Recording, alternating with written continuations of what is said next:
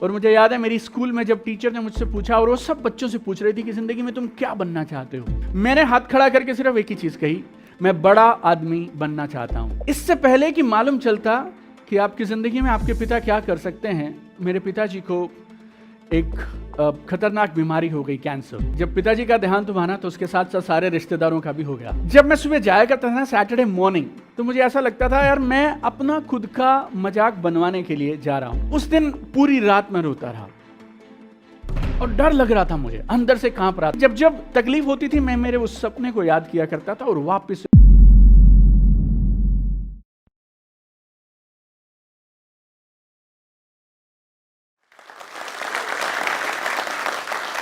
हर इंसान जब जन्म लेता है ना, तो भगवान उसको एक गिफ्ट दे के भेजते हैं और वो हर इंसान को मिलता है, और वो है सपने देखने की ताकत, अपने हालातों में परिवर्तन करने की ताकत। लेकिन ट्रेजेडी ये है, 100 में से 99 लोग अपनी जिंदगी के दौरान, अपनी जिंदगी को जीने के दौरान इस ताकत को खो देते हैं। लेकिन आज मैं जिंदगी में जहां भी पहुंचा हूं, इस एक सपने देखने की ताकत और उन सपनों को दिल से लगाकर उनके लिए काम करने की ताकत से पहुंचा हूं। नमस्कार, this is Deepak Bajaj, number 1 best selling author, professional speaker and high performance trainer. 200 लोग थे मेरे गांव में जहां मेरा जन्म हुआ। हरियाणा में जाटूसाना बोल के गांव है जहां मेरा जन्म हुआ। मेरे पिताजी एक सरकारी डिस्पेंसरी में फार्मासिस्ट थे, मम्मी हाउसवाइफ थे, और एक मस्त गांव की ज़िंदगी जैसी होती है वैसी मेरी भी हुआ करती थी। और कुछ लोग शायद गवर्नमेंट एम्प्लॉयज़ थे, बाकी लोग शायद किसान थे, छोटी मोटी दुकानें चलाया करते थे। और ड्रीम बोल के कोई खास हमारे गांव में होता नहीं था, सपनों की बात ज़्यादा होती नहीं थी। अगर ज़िंदगी में हाईएस्ट कोई पहुंच गया तो शायद वो आर्म्ड फोर्सेस में जा सकता है या शायद किसी सरकारी नौकरी में जा सकता है। और मुझे आज भी याद है, अगर हमें शहर जाना होता था तो रिवाड़ी करके एक शहर था जो हमारे गांव के नज़दीक था। गांव में दिन में 2 बार ट्रेन होती थी, एक बार सुबह एक बार शाम। 1 घंटा लगता था मेरे घर से पैदल रेलवे स्टेशन तक पहुँचने के लिए। और नर्सरी केजी ये सब हमारे वहाँ होते नहीं थी, तो जब 6 साल के हुए तो सीधा हमें पहली क्लास में, फर्स्ट क्लास में एडमिशन हो गया। आजकल स्कूल्स में क्लासरूम्स होते हैं, हमारे यहाँ पूरा स्कूल ही हमारा होता था। पेड़ के नीचे क्लास लगती थी और क्लास उस पेड़ के नीचे लगेगी जिस पेड़ के नीचे छांव बहुत अच्छी आएगी। और तख्ती पे लिखा करते थे, टाट पे पढ़ा करते थे। लेकिन इससे पहले कि मालूम चलता कि आपकी ज़िंदगी में आपके पिता क्या कर सकते हैं, मेरे पिताजी को एक खतरनाक बीमारी हो गई, कैंसर। जब मैं 6 साल का था तो पिताजी बीमार हो गए और अगले 2 साल मेरे मम्मी और पापा दोनों अलग अलग हॉस्पिटल्स के अंदर मेरे पापा के इलाज के लिए यहाँ से वहाँ भटकते रहे। 2 साल मेरे पिताजी बीमारी से लड़ते रहे और हम महीने में 1 आध बार उन्हें देखा करते थे, या तो हम उनसे मिलने हॉस्पिटल जाया करते थे या शायद वो कभी कभी घर आते थे। और हर बार हमने देखा कि वो पहले से ज़्यादा बीमार हो रहे थे। 2 साल के बाद पिताजी का देहांत हो गया। उस समय मैं 8 साल का था। और मैंने एक और मज़े की बात नोटिस की, जब पिताजी का देहांत हुआ ना, तो उसके साथ साथ सारे रिश्तेदारों का भी हो गया, राइट। तो मुझे नहीं मालूम क्यों, लेकिन मैं, मेरी मम्मी और मेरा छोटा भाई, जब से मैं 8 साल का हूँ, हम तीनों लोग अपनी ज़िंदगी में आगे बढ़ते रहे। और ये बात समझ आ गई थी कि ज़िंदगी में जो करना है हम तीनों को ही करना है। और मुझे मालूम नहीं कब हुआ ये, लेकिन हम लोग गांव में क्वार्टर्स में रहा करते थे, सरकारी क्वार्टर्स हुआ करते थे जहां हम रहते थे। और जैसे हमारे क्वार्टर्स खत्म होते थे ना, तो कुछ कोठियां जैसी हुआ करती थी, बड़े बड़े घर हुआ करते थे। तो जब मैं मेरी माँ के साथ बाहर जाता था तो मैं मेरी माँ से पूछता था, ये लोग कौन हैं जो लोग, ये पूरा घर इनका है, हम ग्राउंड फ्लोर पे अलग फैमिली, फर्स्ट फ्लोर पे अलग फैमिली, सेकंड फ्लोर पे अलग फैमिली, और ये लोग पूरे इतने बड़े घर में रहते हैं। तो मेरी माँ बोला करती थी, यार तू हमारे साथ ऐसी बातें मत किया कर, वो लोग अलग हैं, हम अलग हैं, वो बड़े लोग हैं। हरियाणा रोडवेज में मेरी पूरा बचपन, पूरी जवानी हम लोगों ने बसों में सफ़र किया। 50 लोगों की सीट अगर बस में है तो आप मानिए उसमें 100 से 150 लोग हुआ करते थे, और जहाँ जहाँ पे लोग बैठ सकते हैं, खड़े हो सकते हैं, वहाँ वहाँ पे हुआ करते थे। और जब बाजू से एक कार निकला करती थी ना, और उस कार में 5 लोग बैठ सकते हैं लेकिन बैठते 2 ही थे। और तब फिर मैं मेरी माँ से सवाल किया करता था, ये लोग कौन हैं? और मेरी माँ बोलती थी, तू सवाल बहुत पूछता है, ये अलग हैं, हम अलग हैं, ये बड़े लोग हैं। और शायद मैं 10 साल या 12 साल का रहा हूँगा। और मुझे याद है मेरी स्कूल में जब टीचर ने मुझसे पूछा, और वो सब बच्चों से पूछ रही थी कि ज़िंदगी में तुम क्या बनना चाहते हो, तो कोई बच्चा बोल रहा था मैं डॉक्टर बनना चाहता हूँ, कोई बोल रहा था मैं इंजीनियर बनना चाहता हूँ। मैंने हाथ खड़ा करके सिर्फ एक ही चीज़ कही, मैं बड़ा आदमी बनना चाहता हूँ। और मुझे नहीं मालूम था बड़े होने के मायने क्या होते हैं, लेकिन मैं मेरी ज़िंदगी में एक चीज़ चाहता था कि हमारी ज़िंदगी में हम जो हासिल करना चाहें वो करने चाहिए। मेरे परिवार को, मेरे पेरेंट्स को, मेरे बच्चों को ज़िंदगी में सब मिलना चाहिए। और अगर बड़ा आदमी बन के ये हो सकता है तो मैं ज़िंदगी में बड़ा आदमी बनूंगा। 10वीं तक मैं सरकारी स्कूल में पढ़ता था। सफ़ेद कमीज़ खाकी पैंट पहन के घुमा करते थे। 21 रुपये मेरी फ़ीस थी स्कूल की, 10 रुपये माफ़ हो जाते थे क्योंकि मेरे मम्मी खुद टीचर थे। तो 11 रुपये महीना, 132 रुपये सालाना की फ़ीस में मैंने मेरी 10th क्लास पार कर ली। और हमारे यहाँ पे क्या होता था, आपसे ये नहीं पूछा जाएगा कि आप क्या सब्जेक्ट चुनेंगे, आप क्या बनना चाहते हैं। अगर आपके मार्क्स 70% से ऊपर आएंगे तो आपको साइंस दी जाएगी, 60 से 70% आएंगे तो आपको कॉमर्स दी जाएगी, और अगर 60% से कम आए तो आपके घर वाले पैसे इकट्ठा करेंगे ताकि आपकी दुकान खुलवा दें। मेरे 70% से ज़्यादा मार्क्स आए तो मेरे पास अब ये चुनाव करना था मुझे कि मुझे डॉक्टर बनना है या मुझे इंजीनियर बनना है। और मेरे को यकीन मानिएगा इन दोनों में से कुछ बनने में इंटरेस्ट नहीं था, मुझे सिर्फ एक आदमी बनने में इंटरेस्ट था, वो था बड़ा आदमी। तो मैं हर किसी से ये पूछता था इंजीनियर बड़ा होता है या डॉक्टर बड़ा होता है, तो लोग बोलते थे दोनों बड़े हो सकते हैं। तो मैंने 11th में दोनों ले लिए। अब मेरे पास फिजिक्स भी है, केमिस्ट्री भी है, मैथमेटिक्स भी है और बायोलॉजी भी है। 11th जब मैंने पार किया तो ये डिसीजन हो गया मैं इंजीनियर बन नहीं सकता क्योंकि मैं मैथ्स में फेल कर गया। अब मेरे पास है फिजिक्स, केमिस्ट्री और बायोलॉजी, और मेरे पास है मेरा सपना कि मैं ज़िंदगी में बड़ा आदमी बनना चाहता हूँ और मुझे डॉक्टर बनना है। और मैंने ज़िंदगी में कुछ नहीं किया उस साल, सिर्फ एक ही काम किया, PMT के एग्ज़ाम की तैयारी की। पढ़ाई में मैं अच्छा था, मैंने PMT का एग्ज़ाम क्रैक कर दिया। और मुझे जब हम काउंसलिंग के लिए गए तो जैसे ही मेरा नंबर आया, मेरा रोल नंबर आया, तब तक MBBS की सीट खत्म हो गई, अब BDS बच गया। और मैंने बचपने में कुछ लोगों से सवाल किया कि BDS करके भी आदमी बड़ा आदमी बन सकता है क्या? तो उन्होंने बोला यार MBBS वाला ज़्यादा बड़ा होता है, BDS वाला उतना बड़ा तो नहीं हो सकता। तो मैंने BDS छोड़ दिया। और हम मिडिल क्लास लोग ना, हम मिडिल क्लास परिवारों में जो लोग बड़े बड़े होते हैं, हमारे यहाँ पे हम लोग ज़िंदगी में जीतने के लिए काम नहीं करते, हम हारे ना, बस उसके जुगाड़ करने में लगे रहते हैं। और मेरे घर पे एक छोटी सी पंचायत जैसी हुई और ये तय किया गया 1 साल में ड्रॉप करूंगा, अब मैं तैयारी करूंगा MBBS के लिए, PMT एग्जाम अगले साल में फिर से दूंगा। और अगर PMT में ना हुआ तो इसके लिए मेरा एडमिशन BSc में करवाने का निर्णय किया गया। तो अब मैं BSc में एडमिशन लेने के लिए जा रहा था। रास्ते में एक दोस्त है मेरे, उनके बड़े भैया मिले, उन्होंने बोला तू क्या करना चाहता है? मैं बोला जी मैं बड़ा आदमी बनना चाहता हूँ। तो वो बोले तो फिर BSc क्यों करने जा रहा है? मैं बोला जी अब MBBS में हुआ नहीं तो प्लान थोड़ा बदल गया, अब BSc करते हैं, अगर डॉक्टर नहीं बन पाए तो कम से कम BSc तो कर ही लेंगे। उन्होंने पूछा कि एक नई चीज़ आई है, MBBS करेगा, उसके बाद MD करेगा, मालूम नहीं कितने साल तुझे लग जाएंगे और तेरे परिवार में पैसे की ज़रूरत है, तो एक नया कोर्स आया है MBA कर ले। तो मैंने बोला जी MBA करने के लिए क्या करना है? तो उन्होंने बोला MBA करने के लिए तेरे को BCom करनी पड़ेगी। मैं बोला जी मैं 11th और 12th साइंस में पढ़ा हूँ, अभी कॉमर्स मैंने पढ़ा नहीं 11th 12th में। बोले देख ले अब तेरी मर्जी है। लेकिन ये बड़ा आदमी बनने का सपना इतना ठोस था कि मैंने एक पल भी नहीं सोचा कि मैंने 11th 12th में कॉमर्स नहीं पढ़ा, अब मैं BCom कैसे करूंगा। मुझे सिर्फ एक चीज़ दिखती थी, अगर MBA से बड़ा आदमी बन सकते हैं तो फिर MBA ही कर लेते हैं। मैंने BCom में एडमिशन ले लिया, 3 साल BCom किया मैंने, और 3 साल के बाद मैं फिर उन भैया के पास पहुंच गया, भैया अब BCom होने वाली है, अब आप बताइए वो जो आप कह रहे थे MBA करवाने का। उन्होंने बोला दीपक बेटा सीन अब बदल गया, अब किसी भी कॉलेज से MBA करने से बात नहीं बनेगी, कैट का एग्जाम देना पड़ेगा और हमें तो खुमारी है क्या बड़ा आदमी बनना है। मैं बोला जी ठीक है हम भी देंगे। और कैट का एग्जाम जब फॉर्म भरा तो मालूम चला कैट इंग्लिश में होता है और मैं through out Hindi medium student था। और 1 साल मैंने फिर ड्रॉप किया, कैट के एग्जाम की तैयारी करी, और यकीन मानिए पहले 6 महीने मैं कैट के सिलेबस को कम पढ़ता था, हिंदी इंग्लिश डिक्शनरी ज़्यादा पढ़ता था, क्योंकि मुझे इस बात पे भरोसा था कि जवाब तो मैं सवाल का सही दे दूंगा लेकिन समझ आना चाहिए पूछा क्या गया है। और 1 साल मुझे मालूम मैंने कैसे निकाला, लेकिन मैंने कैट का एग्ज़ाम क्रैक कर दिया। और जिस कॉलेज से मैंने MBA किया, जिस कॉलेज में मेरा एडमिशन हुआ, वो कॉलेज हिंदुस्तान के टॉप 20 MBA कॉलेज में से एक है। और इस सफ़र के दौरान मैंने एक चीज़ ठीक से समझ ली कि ज़िंदगी में आसान या मुश्किल कुछ नहीं होता। जिस काम को तुम करना चाहते हो दिल से करना चाहते हो और जिस काम को तुम सीखने के लिए और सीखकर लगातार प्रैक्टिस करने के लिए तैयार हो, वो काम आसान हो जाता है, बाकी सब मुश्किल हो जाता है। और मैंने कैट का एग्जाम क्लियर किया, कॉलेज में पहुंच गए, अब मैं एमबीए करना शुरू कर दिया मैंने। और क्योंकि मैं through out Hindi medium student था तो मैंने एग्जाम तो क्रैक कर दिया, लेकिन मेरे कॉलेज में मुझे स्ट्रगल आया करती थी पढ़ने में। और हमारे कॉलेज में एक प्रोफेसर हुआ करते थे और हमारा एक मार्केटिंग एंड कम्युनिकेशन का कोर्स हुआ करता था, और उस कोर्स में हमें पब्लिक स्पीकिंग करनी होती थी, एक प्रेजेंटेशन देनी होती थी। एवरी फ्राइडे हम तैयारी करते थे, सैटरडे सुबह हमारे कॉलेज में वो प्रेजेंटेशन होता था और 5 मिनट की स्पीच होती थी।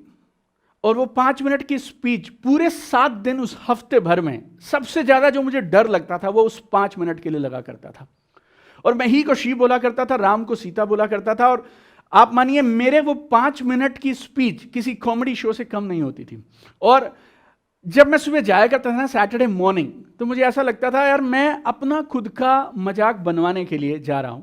और वो 150 बच्चे ऑडिटोरियम में बैठे हुआ करते थे और वो 150 लोग मेरी वो स्पीच सुना करते थे और ठहाके मार मार के हंसा करते थे। और अगले दिन ये सजा यहां खत्म नहीं हुई, अगले दिन वो सेम स्पीच को एक प्रोजेक्टर पे दिखाया जाता था और लोग आपकी कमियां बताएंगे, आपने क्या क्या खराब किया, आपने क्या क्या सही किया। और कमियां उसकी निकाली जाती हैं जिसकी 5 मिनट में 2-3 कमियां हों। मेरे यहाँ पे तो कमियों की पूरी लिस्ट हुआ करती थी। और बाकी किसी की स्पीच के लिए शायद जो स्टूडेंट्स हुआ करते थे, कॉलेज के बच्चे होते थे, वो लेट आएंगे या नहीं आएंगे। मेरी स्पीच के लिए लोग 5 मिनट आके बैठा करते थे, बिकॉज वो एक लाफ्टर शो जैसा होता था। और जब वो लोग हंसा करते थे ना, अंदर बहुत तकलीफ हुआ करती थी, बहुत चुभता था अंदर। और जब आप लोगों को अपने ऊपर हंसते देखते हैं ना, तो 100 में से 99 लोग शायद क्विट कर देते हैं। और सिर्फ ये एक मोमेंट होता है जब आपको डिसीजन करना होता है कि अब आप आगे बढ़ेंगे, इस काम को सीखेंगे और करेंगे, या इस काम से आप विड्रॉ कर लेंगे। और शायद ये जिंदगी में बड़ा आदमी बनने का सपना इतना ठोस था कि हर उस स्पीच के बाद भी मैं हर शनिवार को फिर से एक और स्पीच देने के लिए चला जाता था, क्योंकि मुझे ऐसा लगता था जिंदगी में हर विजेता ने एक ना एक दिन जीरो से शुरुआत की थी। तो दीपक बजाज एक दिन तो बड़ा आदमी बनेगा, ये तो तय है, ये आज के शुरुआती दिन है। लोगों के हंसने पे मुझे कुछ फर्क नहीं पड़ता था, कभी कभी बहुत तकलीफ होती थी, लेकिन जब जब तकलीफ होती थी मैं मेरे उस सपने को याद किया करता था और वापस से रिहर्सल करता था और प्रैक्टिस करता था। हमारे कॉलेजेस में एमबीए स्टूडेंट्स जो हैं वो इस बात को जानते होंगे कि पहले साल के बाद आपका एक इंटर्नशिप पीरियड होता है। तो आप 2 महीने के लिए किसी कंपनी के यहाँ जाते हैं और आप वहाँ पे थोड़ा दिन समय लगाते हैं और 2 महीने के दौरान आप काम को सीखते हैं, करते हैं। तो मेरा कॉलेज इतना अच्छा है कि वहाँ पे प्लेसमेंट ऑलमोस्ट सब बच्चों की हो जाती है। समर प्लेसमेंट की जब बात आती है, इंटर्नशिप की बात आती है, तो इसमें कंपनी ने आपको पैसे भी नहीं देने और आप वहाँ जाएंगे, फ्री में काम करके आएंगे। लेकिन मेरी जानकारी के हिसाब से मेरे उस बैच में शायद मैं इकलौता बच्चा रहा हूँगा जिसकी समर प्लेसमेंट नहीं हुई। तो कोई भी कंपनी मुझे बिना पैसे दिए भी 2 महीना रखने को तैयार नहीं थी। जब प्लेसमेंट सीजन शुरू हुआ ना, तो सारे बच्चों की समर इंटर्नशिप एक एक करके लगनी शुरू हो गई। और जब जब वो बच्चे हमारे उस कॉलेज से वापस जाया करते थे तो मैं सबको बाय बोला करता, और सब मुझे ना वो बेचारी सी नज़रों से देखा करते थे कि कोई बात नहीं, तेरी भी समर ट्रेनिंग लग जाएगी, तेरी भी इंटर्नशिप लग जाएगी, ऑल द बेस्ट बोला करते थे। एक दिन ऐसा था, हॉस्टल में सिर्फ मैं था, क्योंकि 150 में से बाकी 149 बच्चे जा चुके थे। और उस दिन पूरी रात मैं रोता रहा और डर लग रहा था, मुझे अंदर से कांप रहा था मैं, क्योंकि मैं एजुकेशन लोन लेके एमबीए करने आया था। और मैं मेरी माँ को, मेरे छोटे भाई को घर पे ये बोल के आया था एक दिन मैं बड़ा आदमी बनूंगा। और मेरी नौकरी लगने का इंतजार जितना मैं और मेरी भाई और मेरी माँ कर रहे थे, मेरा बैंक मैनेजर भी कर रहा था, क्योंकि मुझे जैसी जॉब लगेगी मेरे एजुकेशन लोन की इंस्टॉलमेंट वापस चुकानी थी।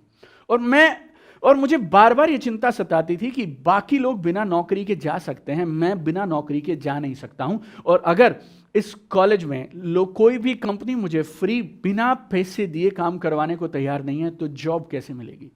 मैं मेरे प्लेसमेंट इंचार्ज के पास गया और मैंने उनसे पूछा कि क्या किया जाए, like I am in bad shape, like मुझे किसी भी हाल में अपने आप को इम्प्रूव करना है। और फिर उन्होंने मुझे वही बात बोली कि ज़िंदगी में कोई भी काम आसान या मुश्किल नहीं होता। अगर तुम किसी काम के पीछे पड़ जाओ, तुम सीखने के लिए तैयार हो और सीख के लगातार प्रैक्टिस करने के लिए तैयार हो, तो तुम कुछ भी कर सकते हो। और मैंने वो 6 महीने फिर से ऐसी प्रैक्टिस की, ऐसा तैयारी किया। I was the first boy on the campus, first student on the campus to get a job.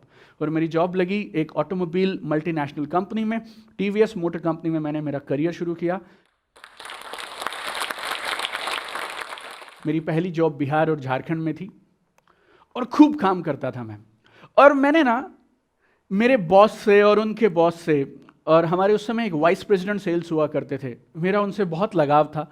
मैंने उनसे पूछा कि जो लोग जॉब में टॉप पे जाते हैं वो लोग क्या अलग करते हैं, जो लोग नौकरी में बड़े आदमी बनते हैं वो लोग क्या अलग करते हैं। उन्होंने मुझे बोला, बेटा एक सिद्धांत है, बता रहा हूं, जिंदगी में कहीं भी कामयाब होना हो तो जिंदगी में वो करो जो करना चाहिए और फिर करो थोड़ा सा एक्स्ट्रा। जिंदगी में वो करो जो करना चाहिए और फिर करो थोड़ा सा एक्स्ट्रा। तो मेरे बॉस मुझे जो काम दिया करते थे, सुबह 9 से शाम के 7 बजे तक मैं वो करता था, और 7 से 9 मैं मेरी कंपनी के लिए करता था थोड़ा सा एक्स्ट्रा। और 1 साल में मैंने इतना कमाल का काम किया, I got promoted and I came to UP. फिर मेरी यूपी में जॉब लगी and then I got promotion and I became regional head, area manager in my company. और मेरी समझ के हिसाब से आज तक 25 साल का कोई लड़का 2.5 साल के वर्क एक्सपीरियंस के साथ टीवीएस मोटर कंपनी में किसी बड़े एरिया का रीजनल मैनेजर नहीं बना। I was one of the youngest regional managers in history of my company. 4 states में संभालता था, चंडीगढ़, पंजाब, जम्मू कश्मीर, हिमाचल प्रदेश, और करीब 300 करोड़ से ज़्यादा का बिजनेस हम हमारी कंपनी के लिए किया करते थे। जॉब में कुछ साल जब मैंने निकाले ना, 2-3 साल, तो ऐसा लगता था पता नहीं यार यहाँ से बड़ा आदमी बनूंगा या नहीं बनूंगा। जॉब बुरी नहीं होती, मेरे मम्मी ने पूरी लाइफ जॉब किया, हमने अपने करियर्स जॉब से शुरू किए, लेकिन मुझे ऐसा लगता था क्या कुछ और हो सकता है जो मैं इससे बड़ा कर सकता हूँ, क्या मैं अपना बिजनेस ट्राई कर सकता हूँ। और हर 3-4 महीने में जब ये खून उबाले मारता था ना, मैं मेरी मम्मी के पास जाया करता था, बोलता था मम्मी थोड़ी सपोर्ट करो, लाइफ में बड़ा आदमी बनना है। सपोर्ट का मतलब आप समझते हैं, सपोर्ट का मतलब बहुत सिंपल और सरल होता है, पैसे चाहिए। और मेरी माँ मुझे 2 बातें बोला करती थी।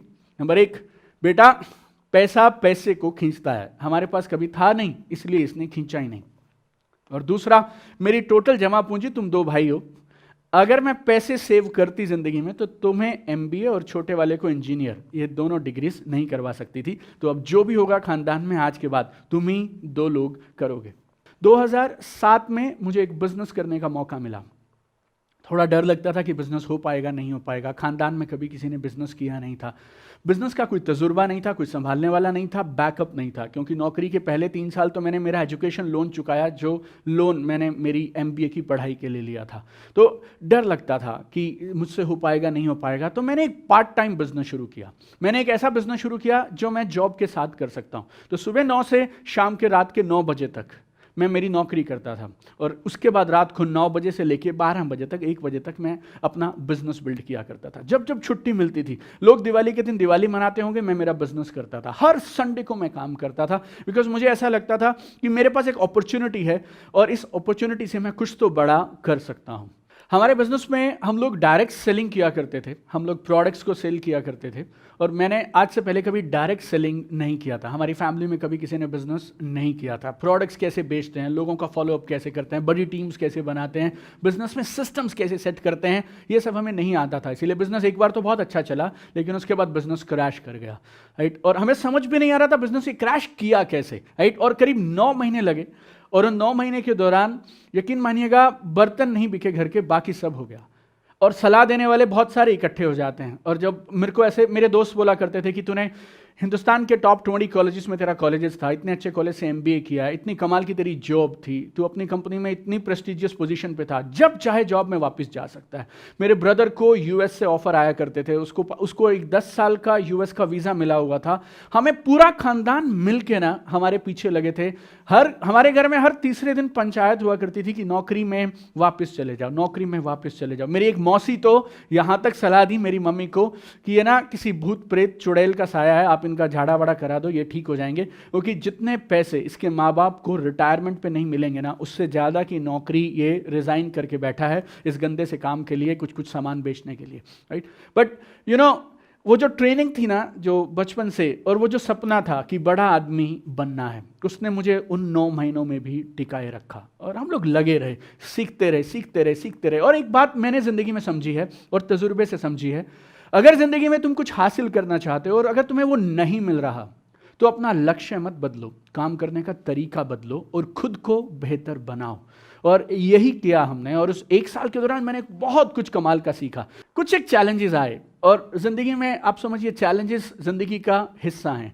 मुझे एक बात समय से समझ आ गई कि समझ लो अगर चैलेंज आ रहा है तो समझ लो सही रास्ते पे हो। और लोग कुछ ना कुछ तो बोलेंगे, वो मुझे भी बोले थे और वो तुम्हें भी बोलेंगे, लेकिन याद रखना एक दिन गालियों का शोर तालियों की गूंज में बदलेगा। एक दिन गालियों का शोर तालियों की गूंज में बदलेगा, और मुझे और तुम्हें हमें उस एक दिन तक काम करते रहना है। और ये सोच के हम काम करते रहे, और 3 महीने में मैंने मेरी जॉब के साथ पार्ट टाइम करते हुए मेरे बिजनेस को इतना अच्छे से जमा लिया कि then I resign my job. My wife, she was a scientist, she also then resign her job. My brother was a software consultant, तो उसने भी मेरे साथ बिजनेस शुरू कर लिया, और 2007 में हमने फिर इस बिजनेस को करना शुरू किया। लड़खड़ाए, गिरे। Why we are able to do this is because of only one reason, क्योंकि जिंदगी में एक्सपीरियंस, आपको जितना किताबें देंगी ना उतना आप रोड पे सीखेंगे, कर कर के सीखेंगे। और जब आप कर कर के सीखते हैं ना, आप ठोस होते हैं, मजबूत होते हैं, और आपकी बातों में वजन आता है। और हमने अपने काम को ईमानदारी से बिल्ड किया, धीरे धीरे बिजनेस को सीखा, और बिजनेस उठा। और बिजनेस ऐसा उठा कि मैं अगले 2 साल में इस इंडस्ट्री के टॉप अचीवर्स में से बन गया। हमारा बिजनेस कमाल का दौड़ने लगा। और जो एक आम इंसान के सपने होते हैं, और जो मुझे लगता था बड़ा आदमी का मतलब क्या होता है, आपके पास एक मर्सिडीज हो, बड़ी गाड़ियां हो, बड़ा घर हो, आप दुनिया भर की सैर करें, आपके परिवार को पैसे की टेंशन ना रहो, बहुत बड़े विला में आप रहते हो, ये सब हम लोगों ने अचीव कर लिया। तो जिंदगी में याद रखिएगा, जिंदगी में एक मकसद है जिसके लिए मैंने काम को शुरू किया। वो क्या था? जिंदगी में मैं बड़ा आदमी बनना चाहता हूं। जब आप बड़ा लक्ष्य लेंगे ना तो बड़ी स्ट्रगल आएंगी। जब आप किसी भी बड़े काम के पीछे निकलेंगे तो बड़े चैलेंजेस आएंगे। कभी कभी आपके अंदर की आवाज आपको रोकेगी, कभी आसपास के लोग आपको रोकेंगे, लेकिन याद रखिएगा एक दिन गालियों का शोर तालियों की गूंज में बदलेगा। इस वीडियो के बारे में अपनी राय नीचे कमेंट सेक्शन में हमें बताएं और अपने दोस्तों के साथ ये वीडियो शेयर करना ना भूलें।